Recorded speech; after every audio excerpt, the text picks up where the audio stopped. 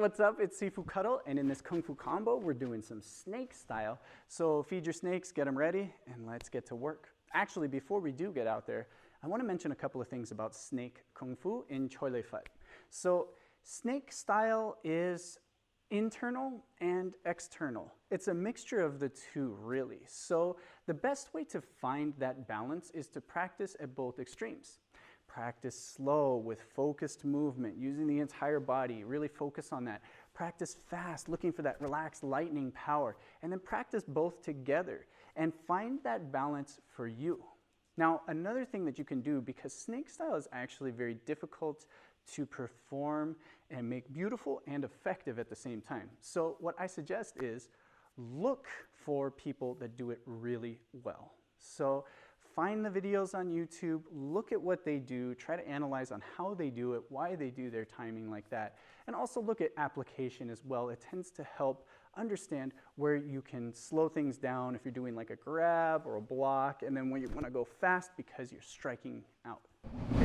Okay, so for this one, we're not really going to do any fancy footwork. We're not going to be moving around. We're just going to be shifting from a horse stance to a bow stance. So let's start from a horse stance position. Our hands can be up in snakes. We're going to keep closed mouth snakes, so thumbs are in.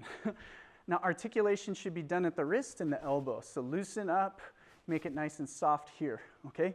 Now from here, if you want to start with some snake position, that's fine. I don't care. We're going to use our right hand, our front hand, and I'm going to block circular and down. So I cover going from shoulder to shoulder and then down here. I just redirect. Think of a spiral. We don't want to go too big in this motion. So spiral here. I'm going to come across as I do bow stance, spiral here. Notice my back hand just stays by the belly. So we got 1, 2. Now I'm going to follow with one more, okay? So I go right, left, right. Now from here, left hand's going to come up over the top, striking to the throat. Right hand's going to go up over the top, striking to the throat. Okay? So we have our 1, 2. All right? We have 1, 2, 3 blocks, backhand, front hand. Okay? Again, 1, 2, 3, backhand, front hand. Practice that fluidity, and then you can add some speed. So we have 1, 2, 3, 1, 2. Okay? The one thing I want you to pay attention to is don't lose ground. Don't shift back when you do your horse stance. So when we're right here and we have 1, 2, 3, I go 1 here. Don't think of going back too far.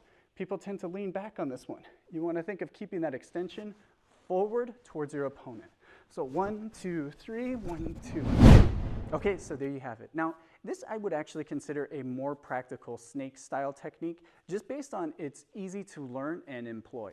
We're not trying to do any fancy footwork. We're not trying to do any acrobatic or super acting motions using circles of the arms and the wrists and the elbows. We're just getting straight to the point here with usable, applicable blocks and strikes. In context, I wouldn't really say that you would use this in combat sports as a very specific technique. So first off, finger jabs are very dangerous. You could blind somebody and you could kill them if you hit them in the throat and damage that windpipe. You have the potential of really doing some serious damage to somebody. So it has no place in combat sports. However, you can substitute the finger position for a full fist. So rather than opening up the hands and trying to look fancy, the same idea of covering your opponent as they're striking in, covering here, you can use this whether to absorb or swat to block and then follow up over the top. It's a very simple, basic counter. So it does work in that context. However, if you want to be more snake and you want to use this in a self-defense context, I wouldn't suggest that this should just be for somebody who's actually throwing punches at you unless you can really read their punches. So if somebody's just sizing you up and they're just kind of jabbing and throwing here, this isn't the time to commit and really drop your hand down on these things. When somebody you know is moving in and they're throwing those slow, big punches, you can really get used to this and predict. Otherwise, you should just be swatting and moving around.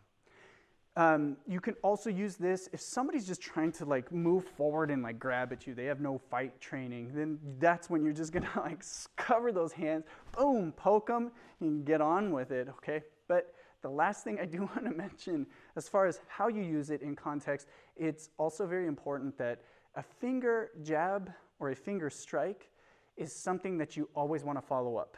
So There are times where you can hit somebody with the fingers, and I'll talk about that in the next snake style video. And you could end it right there.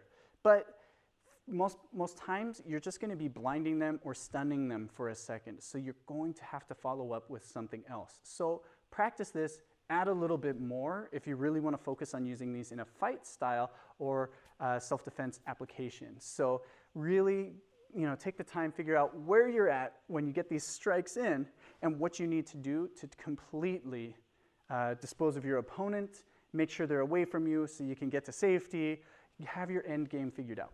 Okay, now this is a lot of talk. I tend to do it on the animal style videos because those are the most intriguing ones that we try to go for, and we have this unrealistic expectation of how they are used. So too much emphasis is placed on like looking fancy with this, and not enough emphasis is actually put on the application of using finger jabs, using finger strikes as the snake style, or trying to make sounds as you do it, which is just more for aesthetics. Okay. Now, if you were my student, you would learn these movements.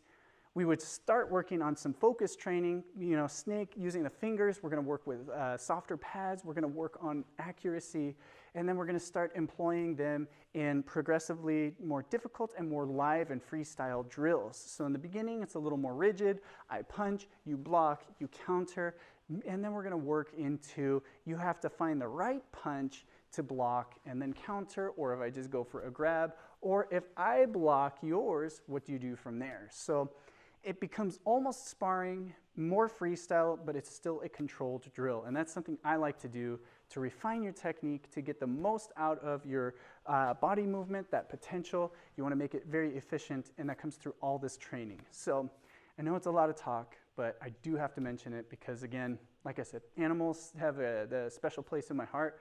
And again, they're often placed up on a pedestal for aesthetics, but looked down upon for practicality.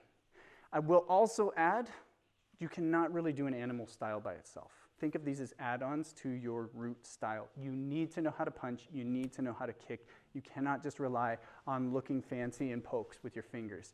You have to have more in your arsenal, okay?